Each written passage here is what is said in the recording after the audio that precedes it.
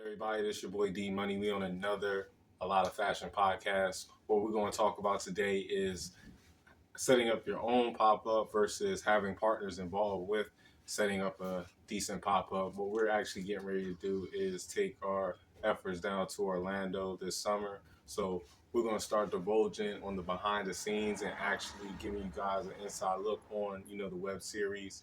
And, of course, we're also going to give you the details on the podcast. So make sure that you hit that like button so that way you can stay up to date on everything that we got going on here at Dreams and Rulers and the A Lot of Fashion Podcast. And also so that way you can get all the business gems that you need in order to help your brand and business grow to its full fruition. So make sure you stay tuned and tapped in. So let's just get right into it. So first and foremost, solely running your own pop-ups is a difficult task because first of all, it's going to take a lot of money. It's going to take a lot of effort and, enthusiasm, and of course, a lot of promotion and marketing. Also, it's going to take, your ability to network so that way you can establish sponsorships in order for you to gain the things that you need. And if you're doing it where you're doing it vendor based, you make sure that you have the solid vendors that fill in the weaknesses that you are not able to fill in. For example, say if you're doing, say like a speed dating event, do it to where you have vendors that are going to be there that actually set up different gifts that they can, that the customer can give to, their counterparts. So you just got to set up things in a way that is actually accommodated to the customer or audience.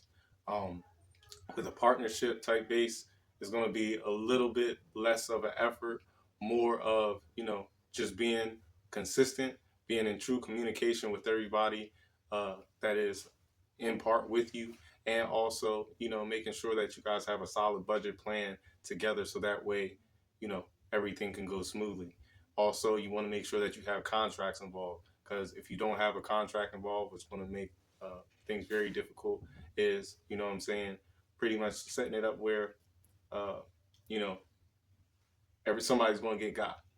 Because at the end of the day, if you don't have some type of, written documentation saying what is going to go on at these events, who is going to be responsible for what, and also not having a solid budget split between everybody so that way everybody can get a solid return on the event, then you're putting everybody in jeopardy.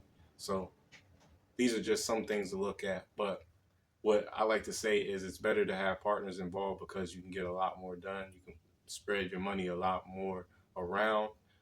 And you also can have more resources as far as the partnerships and networks that your other business partners have versus what you have. Like I said, it's going to fill in more weaknesses.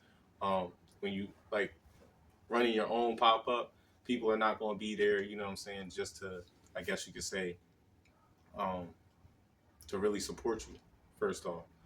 Like once you start building your own name, that's when you're actually going to be able to do your own thing.